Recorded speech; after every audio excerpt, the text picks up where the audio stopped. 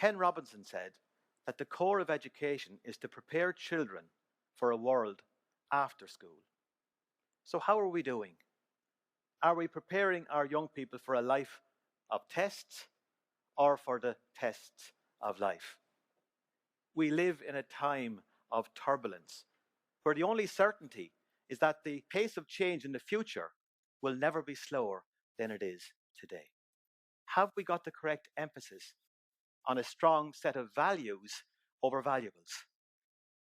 Integrity over income, self-worth over net worth, and emotional intelligence, EQ, over IQ.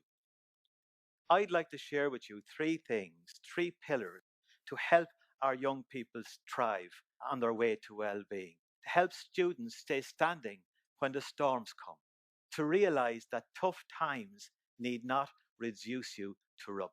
That's it, no big deal. Pillar number one, you are enough. I always do my homework. My grades have been okay. I'm always nice to teachers and I'm in school every day. But they all think I'm average, and now my parents think so too. I wish they hadn't said that because there's so much I want to do. I want to build a rocket. I've got a book that shows you how. I'll start a stamp collection. Well, there's no use starting now because since I found out I'm average, I'm just smart enough, you see, to know there's nothing special that I should expect of me. I'm just part of that majority that hum part of the bell and live their lives unnoticed in an average kind of hell. We all talk to ourselves. If you're sitting there saying, I don't talk to myself, who said that? You're talking to yourself. We can be very hard on ourselves, would you agree? The most important words that you ever hear in your life are the words that you say to yourself and believe.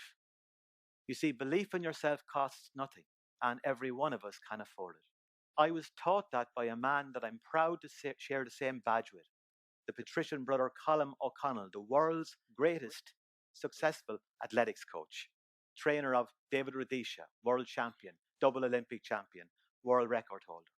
The great, the good, the not so good, be the path to his door to find out the secret. Now, I haven't cleared this with the TED authorities, but I'm going to tell you the secret on one condition, that you tell everybody. We're born with two fears, the fear of loud noises and the fear of falling over. All other fears are learned along the way. The fear of not fitting in, the fear of missing out, the fear of being offline, the fear of failure, the fear of not being enough. Colm's secret is as simple as it is profound. You see, it's hidden in plain sight. You are, you were, you always will be enough. Your enoughness is not something outside of you waiting to be discovered. Really, it's inside of you waiting to be recovered. I'll be enough when I get certain grades in my exams. I'll be enough when I've got the approval of my friends and family. I'll be enough when I have that name plate on the office door that says CEO. When you let it seep into your consciousness that you are already enough and nothing outside of yourself will make you more enough than you already are, you're free to change your emotional state from one of fear and anxiety to one of effort and application. You're free to give it a go, to do the best you can with the ability that you have, in the time that you've got, in the space that you're in. You're able to reframe fail as first attempt in learning. Mistakes become vile, very interesting learning experiences. What if you entertained the possibility that there is nothing wrong with you, that what is right with you can't fix? The second pillar, to cultivate an attitude of gratitude. Oscar Wilde said there are some people who spread happiness wherever they go and some people who spread happiness whenever they go. Have you ever found that some people find fault like there's a reward going for it? You know those type of people? Blood type negative. Every silver lining has a cloud kind of people. Good morning, Tony. Is it? Have you seen the weather outside? It's awful. It's Friday. I hate Fridays. Too close to Mondays. Indoor rain clouds. Tune your internal appreciation station at least once a day to what's positive in your life that's sitting silently at the back of your awareness. You see, lowering the threshold of what you're grateful for is the single biggest thing that I know that it can increase your happiness quotient. To be or not to be is not really the question. Rather, the question, when you add up all the good stuff in your life and the not so good stuff in your life, how are you doing? And closer to it is, which one are you focused on? Have you ever noticed that the shortest distance between two people is laughter? Pillar. Slow down. We live in an age of digital distraction. We've never been more electronically connected and paradoxically more emotionally disconnected. Would you agree? We live in an age of acceleration.